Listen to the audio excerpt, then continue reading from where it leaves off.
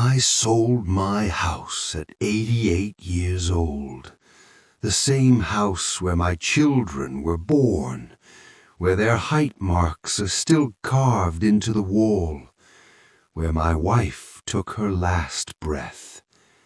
I sold it for them, and today I live alone in a rented room, waiting for a phone call that rarely comes. Sometimes I wonder, did I make the biggest mistake of my life? My name doesn't matter. At my age, people don't ask who you are. They ask, are you still alive? I had one house. It wasn't big. It wasn't luxurious.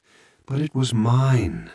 42 years of memories lived inside those walls. Every crack in the paint had a story. Every corner carried laughter. After my wife passed away, that house became quiet, but it was still home. Then one day my son visited. He looked around and said gently, "Dad, this house is too big for you now." I knew what he meant. He talked about maintenance costs, property taxes, safety concerns. Then he said something that stayed in my heart. "If you sell it, you can divide the money between us.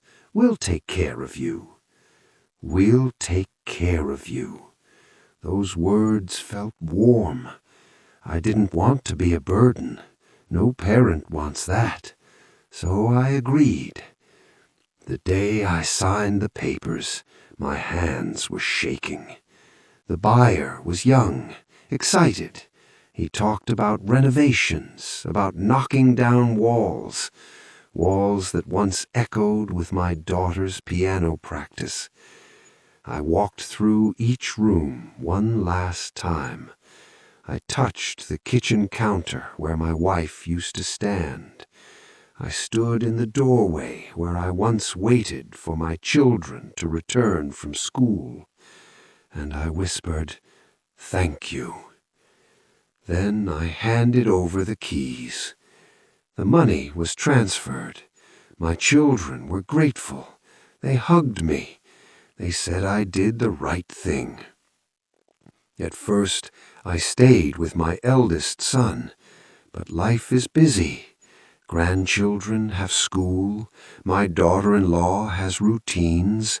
I tried not to interrupt. I tried not to exist. I tried not to exist. After a few months, my son said gently, "Dad, maybe it's better if you get your own space. You'll feel more comfortable. You'll feel more comfortable." That's how I ended up here. That's how I ended up here. Rented room. A small rented room. One window. One bed. No height marks on the wall. No height marks on the wall. In the corners. No memories just in the corners. Silence. Just they send money. They visit sometimes. On birthdays. Sometimes. On special occasions. On special occasions became shorter. But visits became shorter. Fewer. Calls became fewer. My phone stays silent for days. Sometimes I hold it, just in case it rings.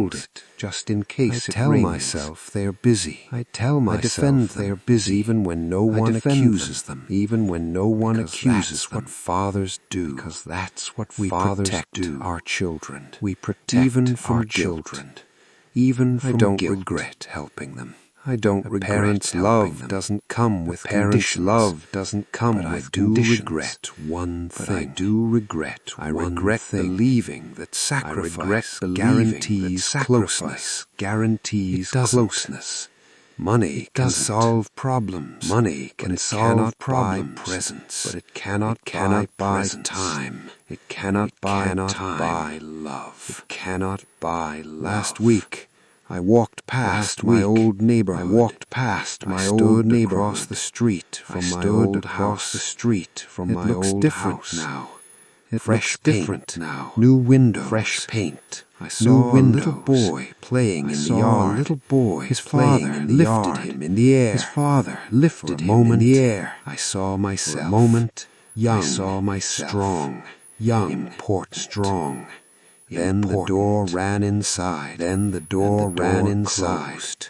And the door stood there longer than I should have. Stood there longer than I should have. Visiting a memory. Stranger that no longer belongs to him. No longer belongs to him. If you are listening to me right now, if you are listening to me right now, still alive, and your parents are still alive, not because they need money, not because they need advice, not because they need advice to feel remembered. They need to feel one day.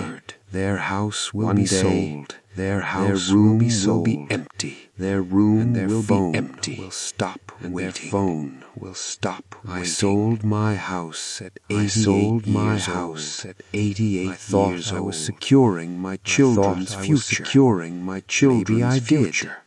But in the process, I quietly erased the only place that still remembered who I used to be. After a few months, my son said gently, I live alone. Dad, not maybe angry, it's better if you get your own space. You'll feel more comfortable.